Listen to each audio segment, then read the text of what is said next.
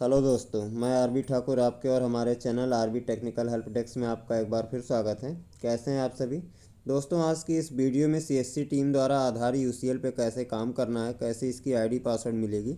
इसकी पूरी जानकारी दी गई है। लेकिन वीडियो काफ़ी लंबी हो जाएगी, इसलिए हमने इसे 2 पार्ट में बनाया है। तो कृपया आप ध्यान से देखिएगा और हमारे चैनल को सब्सक्राइब करना ना भूलें।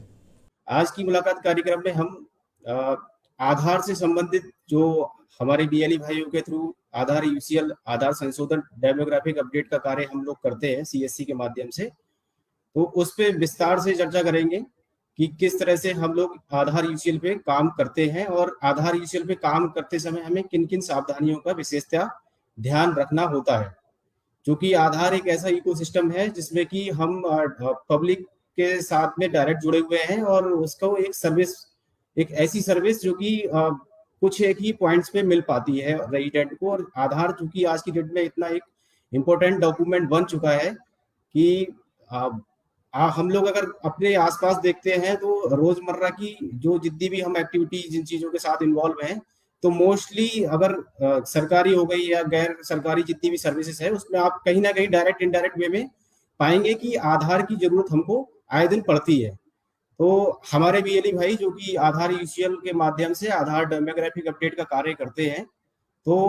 उनको ये जानना समझना बहुत जरूरी है कि जब आधार पे आप आधार संशोधन का कार्य कर रहे हैं तो उस दौरान किन किन जो सावधानियों का विशेषता उनको ध्यान रखना है, जिससे कि चाहे वो कस्टमर के साथ व्यवहार वाली बात हो या फिर जो आप टेक्निकल वर्क कर रहे हो, तो उस दौरान कौन कौन सी सावधानियों का विशेषता ध्यान रखना है, जिसकी वजह से आपका जो सेंटर है और जो कस्टमर्स आपके यहाँ रेजिडेंट काम कराने आ रहे हैं उनके बीच में आपका समन्वय अच्छा रहे और आप लॉन्ग लास्टिंग लंबे समय तक काम कर पाए। तो हम लोग शुरुआत करते हैं इस सेशन की, और इसमें सबसे पहले हम बात उसी चीज से करेंगे कि जो हम काम कर रहे हैं, हमारे यूसीएल पे जो बीएलई भाई काम करते हैं, तो उसमें सबसे पहले व्यवहार वाली बात आती है कि व्यवहार जो हमारा है किस तरह का होना चाहिए रेजिडेंट के साथ में। Communication and managing at the resident, जो आप लोग काम कर रहे हैं तो उस समय रेजिडेंट के साथ में कम्युनिकेशन आपका इस तरह का होना चाहिए कि किसी भी तरह का उसमें कोई भी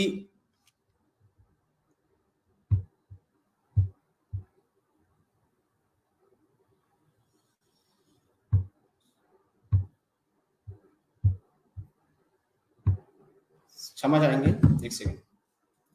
कम्युनिकेशन एंड मैनेजिंग रेजिडेंट, जो रेजिडेंट आपके यहाँ काम कराने आ रहे हैं तो उनके साथ आप इस तरह का कम्युनिकेशन रखें कि किसी भी तरह का उसके साथ में कोई छल फरेब या झूठ सच इस तरह की चीजें नहीं आए निकल के। क्योंकि जब से आधार एक्ट 2016 में एक्ट बना, तब से जो आधार है उसमें एक्ट के अकॉर्डिंग जो सेक्शन वाइज कुछ एक नियम कानून बनाए गए हैं कि अगर किसी भी रेजिडेंट के साथ में हम लोग कुछ भी अगर मिसबिहेव या इस तरह की कुछ एक्टिविटी करते हैं तो उसके अगेंस्ट में हमारे अगेंस्ट यूआईडीआई के द्वारा कुछ एक एक्शन लिए जा सकते हैं। तो हमें जो रेजिडेंट है उसके साथ में कम्युनिकेशन और जो रेजिडेंट आया है उसके साथ में व्यवहार अच्छा रखना है। जो दिन में आप हम काम करते हैं तो डेली अपना जो काम है ड्यूटी है उसको प्लान करें कि किस तरह से हमें काम करना है।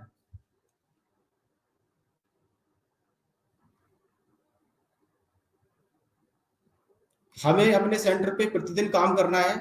ऐसा नहीं है कि हम आज सेंटर पे काम कर रहे हैं, 4 दिन सेंटर अपनी मर्जी से बंद रखते हैं, क्योंकि आप एक ऐसी सर्विस डिलीवर कर रहे हो जो कि लिमिटेशंस है लोगों को उस सर्विस का लाभ लेने के लिए। बहुत सारे, जैसे हम अगर यूपी में बात करें तो हमारे लगभग 1.5 लाख से अधिक सीएससी सेंटर्स हैं, लेकिन लिमिटेशंस है कि सारे सीएससी सेंटर जो हमारे डीएलई हैं वो इस काम को नहीं कर पाते हैं। अगर यूपी में बात करें तो यूपी में 5,000 प्लस सेंटर्स का ही स्कोप है हमारे पास में कि इन्हीं सेंटर्स के माध्यम से हम यूआईडीआई के द्वारा जो ऑथराइज है वो काम करा सकते हैं। तो एक लिमिटेशन है जिस काम को कराने की रेजिडेंट के पास में। तो आप लोगों से सभी से यही उम्मीद रहती है हम लोगों की कि आप लोग नियमित रूप से अपने सेंटर का संचालन करें। अपनी मर्जी से अल्टरनेस अगर किसी के साथ में कोई बहुत ज्यादा विशेष समस्या नहीं है तो अपना सेंटर डेली नियमित रूप से आप खोलें। आप सुबह 8 बजे से शाम 8 बजे तक, जैसा कि हम लोगों ने कम्युनिकेशन किया हुआ है आपके साथ में, सुबह 8 से शाम 8 बजे तक आप आधार करेक्शन का काम कर सकते हैं। जो कुछ एक रेजिडेंट फिजिकली या फिर कुछ इस तरह से चैलेंजिंग आते हैं जिनके साथ में कुछ एक ऐसी डिजीज है, हार्ट के पेशेंट हैं, क्योंकि आप लोग सेंटर जो भी चला रहे हैं हमारे बीएलई भाई, ज्यादातर रेजिडेंट ऐसे आते हैं आपके यहाँ पे जो कि आप परिचित हैं, उनसे चिर परिचित हैं, तो आपको उनके बारे में उनके बैकग्राउंड के बारे में पता रहता है कि ऐसा तो नहीं है कि उसको कोई बीमारी इस तरह की है। हाँ, कि अगर आप उससे किसी भी ऊंची तेज आवाज में बात करें, हार्ट की पेशेंट है, बीमारी से कोई ग्रसित अगर कोई रेजिडेंट के साथ में विशेषता आप अपना व्यवहार पोलाइट रखें। लेडीज है, प्रेग्नेंट वुमेन है, इस तरह के जो केसेस या रेजिडेंट्स आपके साथ काम कराने के लिए आते हैं, फिजिकली चैलेंज कुछ लोग हैं, दिव्यांगजन है, तो उनको आप जो है प्रायोरिटी पे काम करें उनका, और उनके साथ विशेषता जो व्यवहार है बहुत ज्यादा पोलाइट रखें, अपना स्ट्रेट फॉरवर्ड उनको आंसर, या स्ट्रेट फॉरवर्ड कोई भी अगर चीजें आपको समझ में नहीं आ रही है, उनको समझ में नहीं आ रही है, तो कम्युनिकेशन के साथ में बहुत ज्यादा स्ट्रिक्ट व्यवहार ना रखें। जो एनरोलमेंट फॉर्म आप रेजिडेंट से कई बार रेजिडेंट इतने पढ़े लिखे नहीं है, तो वो रेजिडेंट एनरोलमेंट फॉर्म अपने आप से नहीं भर पाते हैं, तो उनकी मदद कर सकते हैं आप रेजिडेंट का कि आप इस तरह से इस प्रकार अपना फॉर्म भर लीजिए, ना कि सीधे सीधे कि आप जैसे जाओ जहां करा के लाओ, किसी से भी करा लाओ, हमें कुछ नहीं पता है, तो आप उनकी हेल्प कर सकते हैं। रेजिडेंट को जो एनरोलमेंट फॉर्म है खुद से ही भरना होता है, और उसकी जानकारी जो उसे खुद से पता है तो वो खुद भरेगा उसको। इन केस अगर वो इलिटरेट है, पढ़े लिखे नहीं है, तो आप हेल्प कर सकते हैं वहां पे।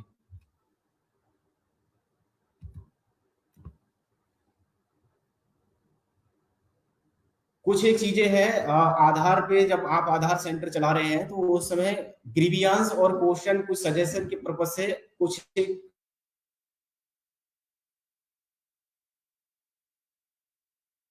बढ़िया है कि कुछ एक मेल आईडीज हैं, तो वो मेल आईडी आप अपने सेंटर पे जरूर रखें लगा के। हम लोग आईसी मटेरियल की बात करते हैं, तो आप लोगों से ब्रांडिंग की जो बात होती है, तो एक ये उसका पार्ट है कि आपके सेंटर पे प्रॉपर ब्रांडिंग तो हो ही। आधार सेवा केंद्र जो आप आधार संशोधन केंद्र चला रहे हैं, तो आधार संशोधन केंद्र एक तो आपका पहले बेस सीएससी है, तो सीएससी से संबंधित ब्रांडिंग, सीएससी का लोगो को आधार संशोधन का काम मिला है, तो बैंक बीसी, जिस भी बैंक के आप बीसी हैं, उस बैंक से संबंधित ब्रांडिंग आपके सेंटर पे होनी चाहिए। फिर बात आती है, आप चूंकि आधार संशोधन का कार्य कर रहे हैं, आधार डेमोग्राफिक अपडेट का काम कर रहे हैं, तो आधार संशोधन केंद्र आपके सेंटर पे इस तरह की ब्रांडिंग जरूर लगी हुई हो कि हाँ, आप आधार संशोधन का कार्य होता है यहाँ पे, और कौन कौन सी सर्विसेज आप यहाँ पे देते हैं। आधार संशोधन के दौरान आपको कौन सी चीजें नहीं करनी चाहिए, डूज डोंट डूज, इस तरह की जो गाइडलाइंस है वो पूरी आपके सेंटर पे लगी हो, आपके सेंटर पे रेट लिस्ट लगी हुई हो। आप अपने जो कस्टमर्स आते हैं, उन कस्टमर्स की एंट्री के लिए उन्होंने क्या काम किया, आपने कितना उनसे चार्जेस लिया किसी भी सर्विस का, तो वो एक रजिस्टर, कस्टमर रजिस्टर आप अपने सेंटर पे जरूर बना के रखें। रेजिडेंट जो भी आपके यहाँ काम कराने आते हैं, और उनको अच्छे से समझा के भेजें कि जो आधार जनरेशन का प्रोसेस है, मैक्सिमम टाइम लिमिट जो है वो 90 डेज का टाइम पीरियड होता है, तो उस टाइम पीरियड से पहले जो है रेजिडेंट अपने घर पे बैठ के 1947 जो हेल्पलाइन नंबर है, उस पर अगर वो अपना एनरोलमेंट नंबर बताएंगे, तो वहां से भी वो जानकारी ले सकते हैं कि जो उन्होंने आधार अपडेट का कार्य कराया था, तो उनका आधार जनरेट हुआ या नहीं हुआ है। क्योंकि कई बार होता क्या है कि जो रेजिडेंट सेंटर से आपके संशोधन कार्य करा के जाते हैं, तो वो बार बार या तो आपको कॉल करते हैं, या फिर आपके सेंटर पे आके, अगर वो आपके आसपास के रहने वाले हैं, तो आपके सेंटर पे पूछने आते हैं कि हमारा जो हमने काम कराया था वो अभी हुआ नहीं हुआ भैया। तो इन सब चीजों को, इस तरह के फुटफॉल को रोकने के लिए आप लोग 1947 जो रेजिडेंट जा रहे हैं उनको बता के भेजें, क्योंकि जो आप लोग रेजिडेंट को स्लिप देते हैं उसमें भी वो लिखा रहता है नीचे ये सारी चीजें, तो बता दें कि ये नंबर है, उस नंबर पे आप अपने आधार जो आपने करेक्शन कराया है, ईआईडी नंबर या कुछ बेसिक डिटेल वहां पे पूछी जाती है हेल्पलाइन नंबर पे, वो बताएंगे, तो उनके आधार से संबंधित जो जानकारी है, जो लेना चाह रहे हैं, उनको मिल जाएगी। जब उनका आधार जनरेट हो जाएगा, तो प्रिंट कराने वो आपके यहाँ पे आ सकते हैं। इस तरह का कम्युनिकेशन, फेयर कम्युनिकेशन करते हुए रेजिडेंट को अपने यहाँ से, आप सेंटर से जब भी उनका काम करते हैं, तो जरूर बताकर भेजिए। कुछ एक चीजें हैं, जैसे कि रेजिडेंट कोई भी काम कराने आता है, मान लीजिए उसने अपना नाम अपडेट कराया, अपने उसने एड्रेस अपडेट कराया, तो जनरली लोग जो है मोबाइल नंबर या ईमेल आईडी, उनको अगर जब तक जरूरत नहीं है तो वो नहीं कराते हैं, ठीक है। पीओए वो लेके आया होगा, जिस से संबंधित वो अपना वो अपडेशन कराने आया है, तो वो डॉक्यूमेंट लेके आया होगा। लेकिन अगर वो मोबाइल नंबर, मेल आईडी के लिए आपसे नहीं भी कह रहा है लगाने के लिए, तो आप जो रेजिडेंट है उसको सजेस्ट करिए कि मोबाइल नंबर और मेल आईडी भी अपने आधार से वो लिंक करा ले, अपने आधार में मोबाइल मेल आईडी को अपडेट करा ले, क्योंकि mobile number mail ID update कराने का कोई एडिशनल डॉक्यूमेंट भी नहीं चाहिए होता है। आप रेजिडेंट को सजेस्ट करोगे तो वो इसको एग्री करेगा, और उसको इन फ्यूचर कभी जरूरत पड़ेगी तो दोबारा से करेक्शन या फिर दोबारा से अपडेट कराने की जरूरत नहीं पड़ेगी। आप लोगों को भी एडिशनल कोई ज्यादा मेहनत या एफर्ट करने की जरूरत भी नहीं है। उस समय जब आप रेजिडेंट का फॉर्म भर रहे होते हैं तो उसको सजेस्ट करें कि अपना मोबाइल नंबर जो भी उनका एक्टिव मोबाइल नंबर है प्रेजेंट टाइम में, उसको वो अपडेट करा दें। साथ में रेजिडेंट जब आते हैं तो रेजिडेंट जो काम कराने आ रहा है, आप उसको देखकर ही पता लग जाता है कि वो पढ़ा लिखा है। और आजकल तो हम लोग सभी लोग स्मार्टफोन यूज कर रहे हैं, रेजिडेंट भी जितने भी हैं सब स्मार्टफोन यूज कर रहे होते हैं। तो स्मार्टफोन यूज कर रहे हैं तो उसमें कहीं ना कोई मेल आईडी जरूर उसने अपनी बनाई होगी किसी भी ना किसी पर्पज से काम को यूज में लाने के लिए। तो मेल आईडी के लिए भी आप सजेस्ट कर सकते हो कि आप मेल आईडी अपनी अपडेट करा लीजिए आधार में, और आधार एनरोल फॉर्म पे सिंपल सा मेल आईडी आपने मेंशन किया, और जब आप उसका करेक्शन कर रहे हैं तो जो फील्ड्स हैं मोबाइल नंबर और मेल आईडी वाली, तो वहां पे आप मोबाइल नंबर और मेल आईडी भी उसका लिंक करें। इससे क्या होगा, कई बार मोबाइल पे ओटीपी नहीं आता है, मोबाइल पे इस तरह के जो कोई भी किसी का कहीं आधार यूज करने की अगर मिसयूज करने की कोशिश कर रहा है तो फेलियर वाले मैसेज ओटीपी मोबाइल पे नहीं आते। मोबाइल पे जो केवल इस तरह के ओटीपी आते हैं जो सक्सेस होते हैं, लेकिन मेल आईडी पे अगर रेजिडेंट के आधार से कोई भी कहीं पे भी कुछ भी हिट करने की कोशिश करेगा तो उस पर फेलियर के मैसेज भी आते हैं। तो उस पर्पज से मेल आईडी को भी लिंक अप कराना बहुत ज्यादा जरूरी है। आप रेजिडेंट को अपने आधार में मेल आईडी को लिंक कराने के लिए सजेस्ट करें।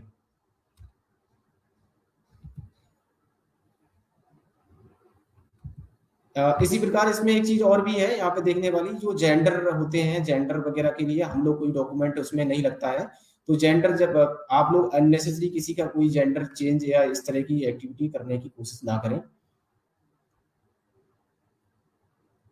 डॉक्यूमेंट से संबंधित ये सारी चीजें जो है व्यवहार में आती हैं कि आप जो रेजिडेंट आ रहा है तो उससे बेसिक सी क्या चीजें आप उसका काम जो अपडेशन कराने आ रहा है वो तो वो करोगे ही आप, लेकिन साथ में और चीजें आप उसके लिए फिर या अपना कस्टमर्स के साथ में अच्छा कम्युनिकेशन, अच्छी सर्विस को एड ऑन करने के लिए क्या क्या चीजें कर सकते हैं। ठीक है, यहाँ पे बताया गया है कि strictly adhere to standard operation जो प्रोसीजर्स हैं वो सभी अच्छे से आप लोग फॉलो करें, जो बताई गई है गाइडलाइन है उसके अनुसार काम करें। किसी भी रेजिडेंट का कोई भी किसी तरह का जो टेम्पर्ड एप्लीकेशन या डॉक्यूमेंट होता है उसको यूज ना करें। टेम्पर्ड का मतलब जो वो डॉक्यूमेंट लेके आया है उसके साथ में किसी भी तरह की कोई ओवर राइटिंग, व्हाइटनर या कटिंग, इस तरह का कोई भी चीज अगर वो लेके आया है डॉक्यूमेंट को तो हमें यूज नहीं करना है। आधार सर्विस के लिए एडिशनल जो चार्जेस हैं वो नहीं लेने हमें। डेमोग्राफिक अपडेट है या डॉक्यूमेंट अपडेट है, दोनों के लिए 50 रुपीज चार्जेस आपको बताए गए हैं, तो 50 रुपीज चार्जेस ही हमें लेने हैं। प्रिंट के लिए भी आप लोग कलर फोटोकॉपी जो फोटो पेपर होता है कलर कॉपी और लेमिनेट करके देते हैं तो 30 रुपीज मैक्सिमम उसके लिए अलाउड है। तो आपको यही चार्जेस रेजिडेंट से लेने हैं, इसके अलावा ज्यादा चार्जेस नहीं लेने हैं। अपना जो सिस्टम है आपको कभी भी विदाउट यूआईडी, सीएससी यूआईडी जो टीम है हमारी, 4 लोग हम यहाँ स्टेट में हैं, हमारे सेंट्रल टीम से भी आपको अगर कभी भी कोई कॉल आती है तो सेंट्रल टीम से या आपको लग रहा है कि अननोन नंबर से कॉल आ रही है और आपको इंसिस्ट कर रहा है कि वो अपना आईडी डेस्क पे दे दीजिए या कोई ओटीपी बता दीजिए, तो प्लीज बिल्कुल भी ऐसा व्यवहार ना करें उनके साथ में। हम लोगों से जरूर संपर्क करें, जो यूआईडी सीएससी यूपी में यूआईडी की टीम है उनको बताएं। अपने डिस्ट्रिक्ट मैनेजर को भी आप बता सकते हैं इन केस अगर यहाँ पे स्टेट में आप अप्रोच नहीं कर पा रहे हैं, तो हमारे जिले में डिस्ट्रिक्ट मैनेजर, डिस्ट्रिक्ट टीम है, उनको बताएं कि इस तरह से हमारा आधार सॉफ्टवेयर को रिमोट पे लेने के लिए, हैंड डेस्क पे देने के लिए कॉल आ रही है, या कोई ओटीपी या इस तरह की कोई भी एक्टिविटी करने के लिए आपके साथ में व्यवहार बनाने की कोशिश कर रहा है, तो प्लीज किसी को भी अननोन पर्सन को आप लोग अपना एनीडेक्स बिल्कुल भी ना दें। जो आधार पे आप सिस्टम यूज कर रहे हैं उस सिस्टम को एनीडेक्स पे बिल्कुल नहीं दें।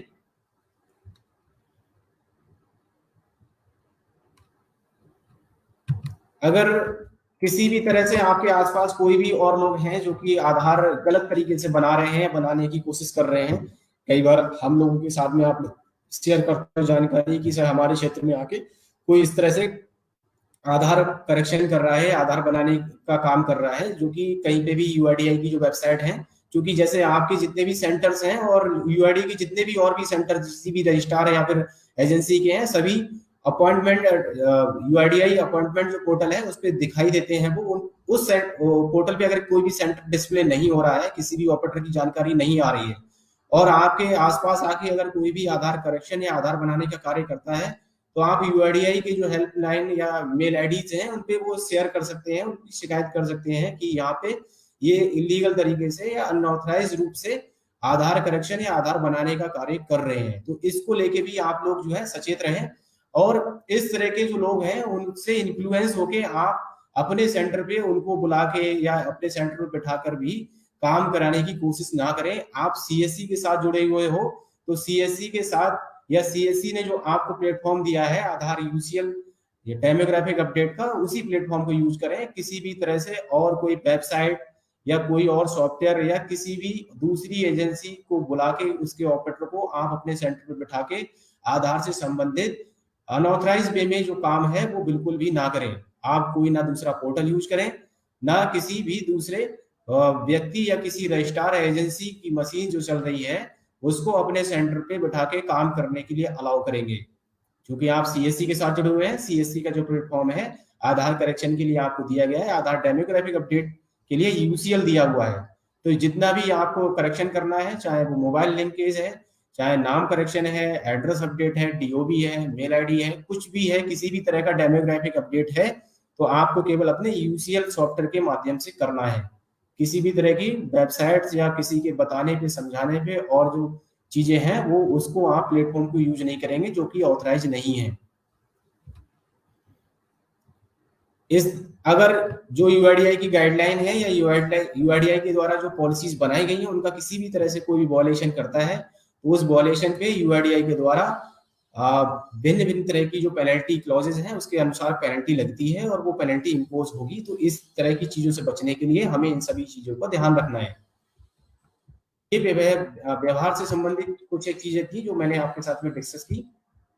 अब हम लोग डिस्कस करेंगे आगे डॉक्यूमेंट आधार। जब हम आधार एनरोलमेंट या आधार करेक्शन का कार्य कर रहे होते हैं तो उस समय हमें कौन कौन से डॉक्यूमेंट हैं जो कि यूआईडीआई के द्वारा वैलिड हैं, किस तरह से बताए गए हैं कि हमें जो डॉक्यूमेंट लेने हैं। सबसे पहले बात करें तो पीओआई, पीओए, पीओआर, डीओबी। डीओबी के लिए जो बर्थ से संबंधित कुछ एक चीजें हैं, ये पीओआई, पीओए, पीओआर, डीओबी मतलब एक तो identity proof, address proof, relationship का प्रूफ या बर्थ से संबंधित प्रूफ। ये चार तरह के जो डॉक्यूमेंट है ये मैंडेटरी हैं। ये डॉक्यूमेंट्स होते हैं किसी के, तभी कोई नया आधार बनवा पाता है अपना, या कोई करेक्शन कराना है तो इनसे संबंधित कुछ एक डॉक्यूमेंट लेके आएगा तभी वो करेक्शन करवा पाएगा। मान लीजिए पीओआई की बात करें तो किसी को अगर नाम चेंज कराना है, अपनी आइडेंटिटी से संबंधित कुछ भी चेंजेस कराने हैं तो उसको पीओआई लेके आना होगा। अपने एड्रेस में किसी भी तरह का कोई करेक्शन कराना है उसको तो उसे पीओए लेके आना होगा कोई भी। पीओआर रिलेशनशिप के बिहाफ पे जो एचओएफ बेस्ड है या उस तरह के जो हम लोग डॉक्यूमेंट या डिक्लेरेशन के बिहाफ पे जो करेक्शन करते हैं तो वहां पे पीओआर से संबंधित डॉक्यूमेंट्स लेके आने होते हैं। DOB date of birth correction, या डीओबी को अपने आधार में ऑथेंटिकेट कराने के लिए कि हाँ मेरी एज इतनी है तो उसमें उसे बर्थ से संबंधित, अपनी डेट ऑफ बर्थ से संबंधित डॉक्यूमेंट दिखाने होते हैं, तभी उसका आधार हम करेक्शन कर पाते हैं, या किसी को आधार अपना नया बनाना है तो वो बनवा पाता है। ये डॉक्यूमेंट्स की लिस्ट है। ये डॉक्यूमेंट की लिस्ट को आप अपने सेंटर पे जरूर चस्पा करके रखें। हो सके तो इसको 2x3 या 2x2 अपने सेंटर की जो साइज है उसके हिसाब से आप फ्लैश बैनर बनवा लीजिए, बड़ा बड़ा लिखवा के अपने सेंटर पे जरूर इसको चस्पा करके रखें। अगर फ्लैक्स नहीं बनवा पा रहे हैं तो प्रिंट जरूर बना के रखें। अपने सेंटर पे एक आप बोर्ड बना लीजिए, उस बोर्ड पे इसको A4 साइज पे प्रिंट करके भी क्लियरली बोल्ड लेटर्स में आप प्रिंट करके रखें। क्योंकि कई बार रेजिडेंट्स हम लोगों से आके आर्गुमेंट करती हैं कि हम जो डॉक्यूमेंट लेके आए हैं आप नहीं ले रहे हो, इससे हमने पहले बनवाया था या हमारे भाई का बन गया, या हम दूसरे कहीं पे जाते हैं तो वहां पे बन जाता है, आप लोग नहीं बना रहे हो। तो प्लीज उनको जवाब देने के लिए, उनको संतुष्ट करने के लिए आप लोग सेटिस्फेक्शन के लिए ये पीओआई, पीओआर और पीओए से संबंधित जो भी डॉक्यूमेंट्स की लिस्ट है, वैलिड डॉक्यूमेंट की लिस्ट अपने सेंटर पे जरूर लगाकर रखें और उनको दिखाएं कि हम आपका अगर काम नहीं कर पा रहे हैं तो प्लीज वो हम असमर्थ हैं इसलिए क्योंकि आप जो डॉक्यूमेंट लेके आए हैं वो जो यूआईडीआई की वैलिड डॉक्यूमेंट की लिस्ट है उसमें लाई नहीं करता है, उसमें आपका डॉक्यूमेंट लिस्ट में नहीं आ रहा है, इसलिए हम आपका जो काम आप करेक्शन का कराने आए हैं, नाम का, पता का, या फिर कुछ भी और डीओबी वगैरह कराने आया है ना, तो वो नहीं कर पा रहे हैं हम लोग। इसलिए इस डॉक्यूमेंट की लिस्ट को अपने सेंटर पे जरूर लगा कर रखें। आप लगा कर रखोगे तो दिन में 2-4 बार आपके सामने से ये लिस्ट निकलेगी, तो आपको ये ऑटोमेटिक, आप लोग कई बार छोटी छोटी चीजें पूछते हैं कॉल करके, आप दूसरे साथी से पूछते हो, कई बार हमसे पूछने लगते हो कि सर डीओबी के लिए क्या क्या लगा सकते हैं। तो अगर ये लिस्ट आपके सेंटर पर लगी रहेगी तो ये लिस्ट आपको ऑटोमेटिक याद हो जाएगी एक समय रहते आने पर। बार बार आपको किसी और से कंसल्ट या फिर पूछने की जरूरत ही नहीं रह जाएगी।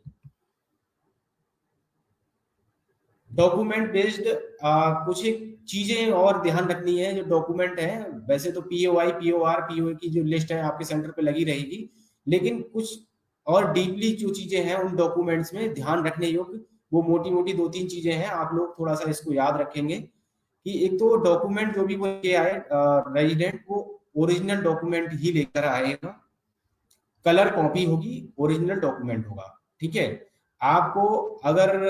कई बार ये भी रहता है कि वो डॉक्यूमेंट लेके आया ब्लैक एंड व्हाइट है, ठीक है, तो ब्लैक एंड व्हाइट भी जो डॉक्यूमेंट रहते हैं, लेकिन अगर वो ओरिजिनल है तो उसकी ओरिजिनलिटी उस डॉक्यूमेंट में दिखती है। स्टैंप लगा के आया होगा तो स्टैंप तो एटलीस्ट जो इस तरह के साइन या स्टैंप हुए होंगे, तो वो तो कलर ही उसमें दिख जाएगा कि वो जो है किस तरह का डॉक्यूमेंट है। फिजिकल चेक करके आप चेक कर पाओगे उसको कि वो ओरिजिनल है या वो कोई भी डुप्लीकेट उसका लेके आया है डॉक्यूमेंट का। ठीक है। तो प्लीज जो भी वो डॉक्यूमेंट लेके आया था, आप रेजिडेंट से हम लोग ओरिजिनल डॉक्यूमेंट की ही डिमांड करते हैं। हम किसी भी तरह की जीरोक्स या फोटोकॉपी यूज नहीं करते हैं। पीओआई, पीओबी जो भी डॉक्यूमेंट है, उसमें रेजिडेंट का नाम जो है वो जरूरी है, रेजिडेंट के नाम से ही वो होने चाहिए। ऐसा नहीं है कि वो उसके फैमिली मेंबर का लेके आ गया और बोलेगा कि मेरा आधार सही कर दो। ठीक है। तो वो डॉक्यूमेंट जो लेके आएगा उसके नाम से ही वो डॉक्यूमेंट होने चाहिए। और जो वो डॉक्यूमेंट आते हैं, कुछ एक डॉक्यूमेंट ऐसे होते हैं जिनकी वैलिडिटी होती है, जैसे कि आप पासपोर्ट है, ड्राइविंग लाइसेंस है, तो इनकी वैलिडिटी है। या यूआईडीआई का स्टैंडर्ड फॉर्मेट भी हम आजकल यूज करते हैं, जो जिसमें कि एड्रेस अपडेट के लिए या कुछ भी और अपडेट कराना है, तो यूआईडीआई के स्टैंडर्ड फॉर्मेट को जो हम यूज कर रहे हैं, तो उसकी भी एक वैलिडिटी है। उस पर ऊपर कॉर्नर टॉप में डेट का कॉलम रहता है। उस डेट में का पर्पज ये है कि जिस डेट में वो यूआईडीआई स्टैंडर्ड फॉर्मेट को जिसने भी कंसर्न ऑफिसर ने, गजटेड ऑफिसर से करा के लाया है, या फिर ग्राम प्रधान से या किसी से भी वो करा के लाया है, जो भी अथॉरिटी है जिसने की वो साइन या इशू किया है, तो वो जिस डेट में इशू किया है उससे 3 महीने के अंदर ही आप उस डॉक्यूमेंट को यूज कर सकते हैं। तो जो डॉक्यूमेंट जिनकी वैलिडिटी है, पासपोर्ट, ड्राइविंग लाइसेंस, इन सभी की वैलिडिटी होती है 15-20 साल, जो भी है टाइम पीरियड वो उस पर लिखा रहता है, जो डॉक्यूमेंट है उस पर वैलिडिटी या एक्सपायरी। या फिर स्कूल में जो बच्चे पढ़ रहे होते हैं, तो उनके आईडी कार्ड में भी सेशन वाइज वो जो भी डॉक्यूमेंट आईडी ग्रुप है उसका, तो उस पर सेशन लिखा रहता है। जैसे अभी सेशन चल रहा है जो 22-23 सेशन चल रहा है, तो उस पर सेशन लिखा रहेगा ईयर, हाँ सेशन लिखा होगा, या वैलिड अप टू लिखा रहेगा उस पर, जो भी डेट रहेगी स्कूल के आईडी कार्ड की। तो आप लोग जो है इस चीज को देख लें कि जो वो डॉक्यूमेंट लेकर आया है वो वैलिडिटी उसकी एक्सपायर तो नहीं हो गई है। वो टाइम पीरियड उसका जो वैलिडिटी का है, अगर उसके अंदर ही बियॉन्ड द वैलिडिटी लेके आया है, तभी आपको यूज करना है, अदरवाइज हम उसको यूज नहीं करेंगे। वाटर बिल है, टेलीफोन बिल है, इलेक्ट्रिसिटी बिल है, ये सभी 3 महीने पुराने ही हम यूज करते हैं। इससे ज्यादा पुराना है तो हम इसको यूज नहीं करेंगे। Rent agreement should be used before expiry date. एक तो रेंट एग्रीमेंट की अगर हम यहाँ पे बात करें, तो रेंट एग्रीमेंट जो नॉर्मली हम लोग तहसील से या फिर नोटराइज वकील से जो बना के लोग लेके आते हैं, यूज करने की कोशिश करते हैं, यहाँ पे वो उसकी बात नहीं हो रही है। जो रेंट एग्रीमेंट है वो रजिस्ट्रार ऑफिस से जो रजिस्ट्री करते हैं, जिस तरह से रजिस्ट्रार ऑफिस है, तो रजिस्ट्रार ऑफिस से जो जारी किया हुआ रेंट एग्रीमेंट है, उस एग्रीमेंट की बात यहाँ पे हो रही है। और वो भी जो है एक्सपायरी डेट से पहले का ही होना चाहिए। ऐसा नहीं है कि मुंबई में 4 साल पहले रह रहे थे और वहां पे कोई उन्होंने वो डॉक्यूमेंट बनवाया था और उसके बाद यहाँ पे आ गए और यहाँ पे अलग जगह रहने लगे हैं, लेकिन मुंबई वाले डॉक्यूमेंट को यूज कर रहे हैं जो एग्रीमेंट था उनका, तो वो एग्रीमेंट आप यूज नहीं कर सकते हैं। वो तो आप लोग जो इस तरह के एग्रीमेंट हैं जिनपे की एक वैलिडिटी या फिर टाइम पीरियड की बात होती है, तो उसमें टाइम पीरियड जरूर देख लें कि बियॉन्ड द वैलिडिटी वो होना चाहिए, एक्सपायर्ड जो है डॉक्यूमेंट नहीं हो। अब एचओएफ बेस्ड जो हम लोग अपडेट करते हैं, आप लोगों को हमने एक फॉर्मेट शेयर किया कि इन केस अगर कोई भी head of the family member है, कोई फादर है और वो अपनी फैमिली में जो भी और मेंबर्स हैं, उनके बच्चे हैं, किसी का कराना चाह रहे हैं, तो वो एड्रेस अपडेट करा सकते हैं। ठीक है। तो तो HOF बेस्ड जो आप लोग एड्रेस अपडेट करेंगे, वहां पे बात हो रही है HOF मतलब हेड ऑफ द फैमिली, जो उस फैमिली का मेन हेड है, उसका ही वो अपना डिक्लेरेशन दे सकता है डाउन लाइन जो उसके फैमिली में मेंबर्स हैं, कि अगर उसके आधार में जो एड्रेस है उनका एड्रेस भी वो कर किया जा सकता है, उनको फिर दूसरे किसी डॉक्यूमेंट की जरूरत नहीं है। ठीक है, तो यहाँ पे उसी सेम फैमिली के इमीडिएट जो भी उसका वो है हेड ऑफ द फैमिली, उसी का डॉक्यूमेंट यहाँ पे या फिर उसी की डिक्लेरेशन के बिहाफ पे एड्रेस करेक्शन होता है, ना कि ये कि दूसरे की फैमिली को कोई वेरीफाई कर देगा कि मैं इन्हें जानता हूं और मेरा एड्रेस ये है। हाँ, POR से संबंधित यहाँ पर रिलेशनशिप डॉक्यूमेंट वहां पे वो शो करना होता है हेड ऑफ द फैमिली वाले केस में। ठीक है, नेम चेंज सभी VLE भाई को हमने पहले भी बताया हुआ है। नेम चेंज जो अगर बात करें हम लोग, हम करेक्शन करते हैं, नॉर्मली हम बात करते हैं यहाँ पे करेक्शन की, तो किसी के नाम में कोई माइनर करेक्शन है, स्पेलिंग मिस्टेक है या सरनेम वगैरह उसको ऐड कराना है, तो वहां पे करेक्शन की बात होती है। जहाँ पे चेंज अगर वर्ड आ गया तो वहां पे चेंज आइडेंटिटी, जैसे किसी का नाम है, फर्स्ट नेम की बात हो रही है, राम कुमार से किसी को श्याम कुमार कराना है, ठीक है, या राम कुमार से मोहन कुमार कराना है किसी को अपना नाम, तो यहाँ पे वो उसका नाम पूरा चेंज हो रहा है। दोनों अपने आप में एक अलग नाम है और दो नाम के इस तरह के लोग अलग अलग होते हैं। तो यहाँ नेम चेंज के लिए हम लोग रेजिडेंट को गजेट नोटिफिकेशन कराने के लिए बोलते हैं। गजेट नोटिफिकेशन के लिए उसको किसी भी जानकार वकील से मिलना होता है। ठीक है, और वो POI और पुराना जो उसका कोई नाम रहा होगा, उसके फोटोग्राफ से संबंधित पूरी एक प्रक्रिया, अलग एक पूरा प्रोसेस है उसका गजेट नोटिफिकेशन का, उसको फॉलो करते हुए गजेट नोटिफिकेशन करा के लेके आएगा और उस डॉक्यूमेंट को आपके पास आएगा लेके, तभी आप उसका नाम चेंज कर पाएंगे। गजेट नोटिफिकेशन स्टेट या सेंट्रल गवर्नमेंट की, जो गवर्नमेंट है सरकार, वही कराती है उसको, कोई भी प्राइवेट आदमी या फिर लोकली कहीं से नहीं हो सकता। वो स्टेट या सेंट्रल जो गवर्नमेंट है उनके थ्रू जो बजट जारी होता है, उसमें उन सभी जैसे जो भी कुछ कराना चाहते हैं नाम चेंज, उनके नाम वो पब्लिश होते हैं, और वो गजट नोटिफिकेशन जब पब्लिश हो जाएगा तभी उस डॉक्यूमेंट को जारी किया जाएगा और उस डॉक्यूमेंट को यूज किया जाता है। यहाँ पे गजट नोटिफिकेशन का मतलब किसी भी कोई एफिडेविट या फिर कोई ऐसे डॉक्यूमेंट से नहीं है कि वो अपना किसी भी शपथ पत्र को बनवा के ले आएगा। ठीक है, तो इसमें बहुत ही कंफ्यूजन है, हम लोग आप लोगों को मेल पे भी इसको ये बारे में थोड़ा सा डिटेल में शेयर कर देंगे कि किस तरह के रेजिडेंट को कराना है गजट नोटिफिकेशन। तो आप लोग नाम चेंज के लिए रेजिडेंट को गजट नोटिफिकेशन के लिए सजेस्ट कीजिए। किसी भी तरह से आप लोग उसकी एजुकेशनल सर्टिफिकेट या फिर भले ही वो A ग्रेड के किसी भी ऑफिसर से करा के लेके आएगा, तो नाम चेंज हम नहीं कर सकते। इस केस में, नाम चेंज वाले केस में, केवल गजट नोटिफिकेशन ही बताया गया है, उसको कराना होता है। ठीक है, दूसरी बात आती है कि जो बच्चे जिनके अगर एनरोलमेंट 0 से 5 ईयर एज ग्रुप के हैं और उनकी एज में और birth certificate issued by registration act, ये इसमें बताया गया है कि जो भी इस एज ग्रुप के जो बच्चे हैं वो अपना बर्थ सर्टिफिकेट के बिहाफ पे इसको करा सकते हैं। Change will not be continued as name change for fix और threshold to updates available to a resident. इसमें नेम चेंज के लिए आप लोगों सबको पता है कि भाई उसने अगर एक बार करा लिया तो दूसरी बार कराने के लिए भी फिर उसको, इसमें लिमिटेशंस हैं, एक बार ही करा सकते हैं। दोबारा कराने के लिए अगर वो कराता है तो फिर उसको आप सजेस्ट करेंगे कि RO से कंसल्ट करेगा रेजिडेंट।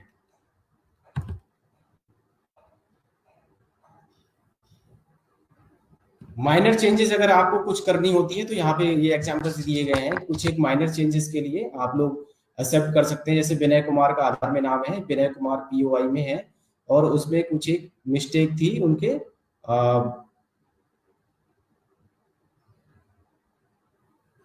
स्पेलिंग से संबंधित। प्रोनाउंसिएशन, अगर हम किसी का उच्चारण करते हैं और उच्चारण में अगर वो चीज एक ही आ रही है पढ़ने में, तो आप यहाँ पे जो करेक्शन की बात है वो उससे है। ठीक है, प्रोनाउंसिएशन अगर पूरा चेंज हो गया और वो चेंज कराने की कोशिश कर रहे हैं तो वहां पे हमें गजट नोटिफिकेशन के लिए सजेस्ट करना होगा। यहाँ पे आप जो स्लाइड में दिखा रहा हूँ आप देख पा रहे होंगे, यहाँ पे कुछ एक स्पेलिंग से संबंधित मिस्टेक्स हैं।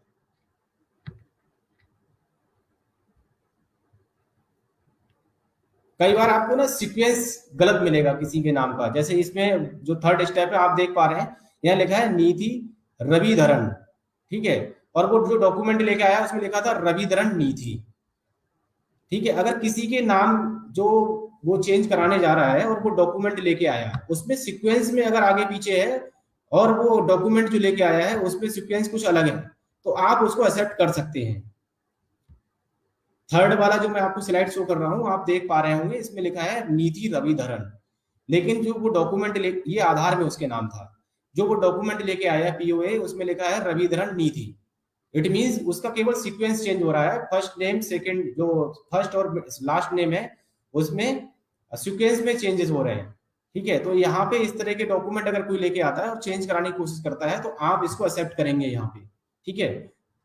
अभी यही चीज हम लोग, मैं अभी आपको नेक्स्ट जो पीपीटी है उसमें शेयर करूंगा। आजकल जो हम डॉक्यूमेंट अपडेट वाली बात कर रहे हैं, डॉक्यूमेंट अपडेट में कुछ एक इस तरह की माइनर चेंजेस को यूआईडीआई ने एक्सेप्ट किया है इसको, और उन्होंने अलाउ कर दिया है इन चीजों को। अगर इस तरह की कुछ मिस्टेक्स के साथ में कोई डॉक्यूमेंट अपडेट करने जा रहे हैं आप, तो आपको फिर उसको डेमोग्राफिक अपडेट करने की जरूरत नहीं है, वो डॉक्यूमेंट एक्सेप्टेबल है। इसमें संशोधन किया है यूआईडीआई ने, तो इस तरह की चीजों में आप लोग करेक्शन या फिर डॉक्यूमेंट अपडेट करते समय उसके डॉक्यूमेंट एक्सेप्ट कर सकते हैं।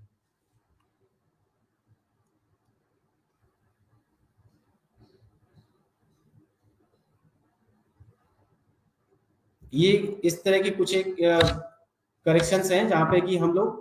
मैं फिर से बार बार आपको वही दोहराऊंगा कि प्रोनाउंसिएशन आप जो पढ़ने में आ रहा है वह प्रोनाउंसिएशन में कोई भी चेंज नहीं आ रहा है, ज्यादा बोलने में एक ही चीज आ रही है, तो आप इस तरह के डॉक्यूमेंट्स को एक्सेप्ट कर सकते हैं।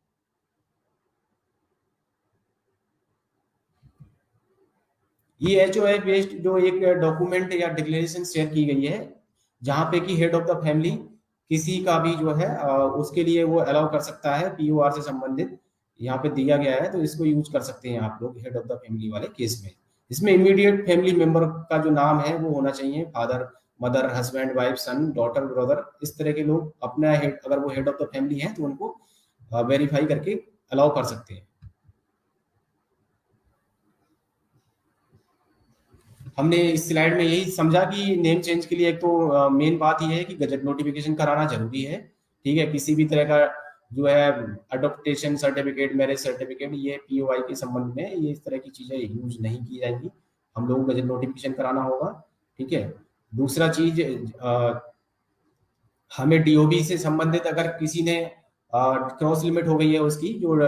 बताई गई है डीओबी चेंज करने की, अगर वो क्रॉस लिमिट वाला केस हो चुका है तो उसके लिए रेजिडेंट को एक सेल्फ डिक्लेरेशन देनी होती है, और इस केस में केवल हम लोग बर्थ सर्टिफिकेट जारी होता है, बर्थ सर्टिफिकेट को ही यूज करते हैं। दोनों का एक सिंगल पीडीएफ बना के हमारा जो सॉफ्टवेयर है उसमें एक ऑप्शन अलग से दिया गया है एक्सेप्शन केस के लिए, तो वहां पे उसको सेलेक्ट करके और दोनों की एक साथ सिंगल पीडीएफ बना के अपलोड करते हैं। सेम हम लोग जो है lakhnau.special@uidi.net.in हमारा लखनऊ आरओ है, उसकी मेल आईडी है, उस पर आप लोगों को उसकी एनरोलमेंट स्लिप, डिक्लेरेशन और बर्थ सर्टिफिकेट, ये तीनों डॉक्यूमेंट मेल करने होते हैं। उसमें लिख के उसका डिटेल पूरा कि मैंने क्या, कहाँ पे क्या काम कराया। और नॉर्मली इस प्रक्रिया को जो है मेल करने की जो प्रक्रिया है वो रेजिडेंट को खुद ही करना होता है। इन केस अगर रेजिडेंट इतना समझदार है, पढ़ा लिखा है, या उसके पास मेल आईडी नहीं है, तो आप हेल्प कर सकते हैं उसको मेल करने में। एनरोलमेंट जो डीओबी क्रॉस लिमिट वाले होते हैं, इसमें कई बार देखा गया है कि बीएलई भाई हमारे या फिर जो ऑपरेटर्स हैं वो ये कहते हैं कि हमने जो प्रक्रिया बताई गई थी उसी को फॉलो किया, उसके बावजूद हमारा जो एनरोलमेंट है वो रिजेक्ट हो गया। तो उस पर मुझे आप लोगों को थोड़ा सा क्लियरिटी फिर से यही देनी है कि अगर वो रेजिडेंट का एनरोलमेंट रिजेक्ट हो जाता है तो आपको इस चीज से परेशान नहीं होना है, क्योंकि ये जो एनरोलमेंट है एक नॉर्मल एनरोलमेंट नहीं है, एक्सेप्शन हैंडलिंग केस है ये। ठीक है, और जो हमारा सॉफ्टवेयर है उसमें जो हम नॉर्मली एनरोलमेंट कर रहे होते हैं, क्योंकि ये नॉर्मल केस नहीं था, इसकी प्रक्रिया एक अलग प्रक्रिया बताई गई है, एक मैनुअल प्रोसेस है जिसमें कि आपको एक मेल भी करना होता है। ठीक है, तो आधार एनरोलमेंट क्लाइंट उसको, चूंकि ये नॉर्मल एनरोलमेंट नहीं था, वो 24 घंटे के अंदर आपको रिजेक्शन दिखाएगा और वो रिजेक्ट होगा, एनरोलमेंट 100% रिजेक्ट होता है इस केस में। ठीक है, लेकिन चूंकि जो दूसरा एक पार्ट आपको बताया हुआ है, जो प्रोसेस है कि मेल करने वाला, अगर वो आपने मेल कर दिया है, ठीक है, तो आपको जो 90 डेज की टाइम पीरियड है, 90 दिन का टाइम पीरियड है, उस टाइम पीरियड तक पूरा वेट करने के लिए रेजिडेंट को बताना है। ठीक है, जो आपने मेल किए हैं वहां पे ऑन डेली बेस पे जो है मल्टीपल मेल्स जाते हैं उस मेल आईडी पे, तो ये पॉसिबल नहीं है कि जो आपने मेल किया वो 1 2 3 4 दिन में मेल रीड आउट करके और आपका क्यूसी सक्सेसफुल कराया जा सके। तो इसलिए वो जो प्रोसेस है ना थोड़ा सा ज्यादा टाइम टेकिंग हो जाता है, ठीक है। लेकिन जब उसकी क्यूसी होगी, मैनुअल क्यूसी यूआईडी टीम करेगी, जो आपके मेल्स गए होंगे उस मेल को चेक करेंगे और आपने जो एनरोलमेंट क्लाइंट के थ्रू उसका एनरोलमेंट किया है उस डिटेल को वो चेक करेंगे। दोनों चीजें अगर सही पाई जाएंगी, पूरे प्रोसेस को सही से फॉलो किया गया होगा, तो उसकी क्यूसी के बिहाफ पे उसको वो जनरेट किया जाएगा बाद में, ठीक है। तो सभी वीएलई भाई कभी भी परेशान ना हो इस चीज को लेके कि आपने जो एनरोलमेंट किया था वो रिजेक्ट हो गया और हम फिर दोबारा एनरोलमेंट कर देते हैं कई बार। तो प्लीज रेजिडेंट को जो मैक्सिमम टाइम लिमिट किसी भी आधार को जनरेट होने की बताई गई है उस टाइम लिमिट तक वेट करने के लिए बोलिए। इन केस अगर किसी रेजिडेंट को बहुत ज्यादा जरूरत है या फिर उसको बहुत ज्यादा समस्या आ रही है इस चीज से, वो जूझ रहा है काफी समय से, उसका रिजेक्ट हो जा रहा है बार बार, तो आप सजेस्ट कर सकते हैं कि वो आरओ संपर्क कर सकता है रेजिडेंट। वो खुद से संपर्क करें, जो भी डॉक्यूमेंट्स है दस्तावेज के साथ में वो वहां पे पोस्ट भी कर सकता है या फिर जाके सबमिट भी कर सकता है आरओ में। आरओ हमारा जो है लखनऊ है, लखनऊ आरओ जो रीजनल ऑफिस यूआईडीआई है वहां पे जाके वो संपर्क कर सकता है रेजिडेंट खुद से। लेकिन उसको एनरोलमेंट कराना ही होगा। एनरोलमेंट उसे जो क्लाइंट है, चाहे वो यूसीएल हमारे जो बीएलई भाई यूज कर रहे हैं या फिर जो नॉर्मल ईसीएमपी क्लाइंट है जहाँ पे कि न्यू एनरोलमेंट भी होते हैं, उसके थ्रू भी वो कराएगा, ठीक है। लेकिन उसको दोनों प्रोसेस पूरे कराने होंगे, एक तो वहां पे एनरोलमेंट कराएगा क्लाइंट के थ्रू, और दूसरा जो मेल वाला प्रोसेस है उसको भी वो फॉलो करेगा, ठीक है। तो सभी रेजिडेंट को आप सही जानकारी दें, खुद भी अपनी जानकारी को करेक्ट करें कि ये जो प्रोसेस के थ्रू जितने भी एनरोलमेंट होते हैं वो रिजेक्ट इसलिए होते हैं क्योंकि ये एक असम्पशन केस है, असम्पशन हैंडलिंग में आता है, ये नॉर्मल केस नहीं होता। जो डीओबी क्रॉस लिमिट में चले गए, जो डीओबी चेंज करने की जो ऑप्शंस दिए गए थे उससे ज्यादा वो बार ट्राई कर रहा है अपनी डीओबी को सही कराने के लिए, ठीक है। इसलिए उसका जो एनरोलमेंट है वो नॉर्मल एनरोलमेंट ना होकर के एक एक्सेप्शन एनरोलमेंट में जाएगा और दोनों प्रोसेस को उसे फॉलो करना होगा।